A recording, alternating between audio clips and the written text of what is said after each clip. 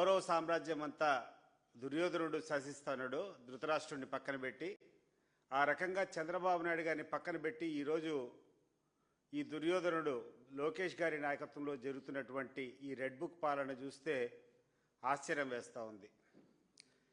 నిన్న కదిరిలో జరిగినటువంటి సంఘటన, అజయ్ అనేటువంటి ఒక దళిత అబ్బాయి,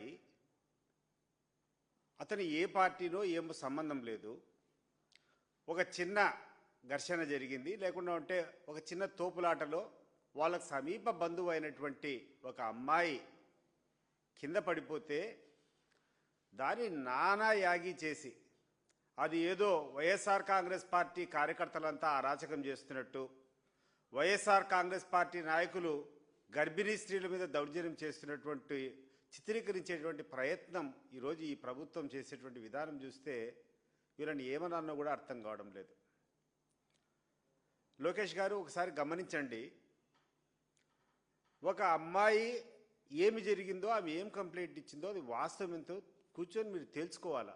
తేల్చుకోకుండా ఒక చిన్న సాకు దొరికింది, వైఎస్ఆర్ కాంగ్రెస్ పార్టీ వాళ్ళ మీద బురద జల్లాలనేటువంటి అతి ఉత్సాహంతో మీరు చేసేటువంటి పని ఈరోజు మీ మీదనే బూమరాంగ్ అయింది.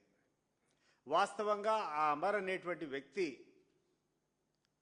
జనసేనకు సంబంధించినటువంటి వ్యక్తి, జనసేన పవన్ కళ్యాణ్ అభిమాని అని చెప్పి స్థానికంగా అక్కడటువంటి ఆ ఎంపీటీసీ పరిధి గెలుచుకునేటువంటి ఎంపీటీసీ అభ్యర్థి అమర్ అనేటువంటి వ్యక్తి ఈరోజు ఆయన కన్ఫెషన్ ఇచ్చాడు.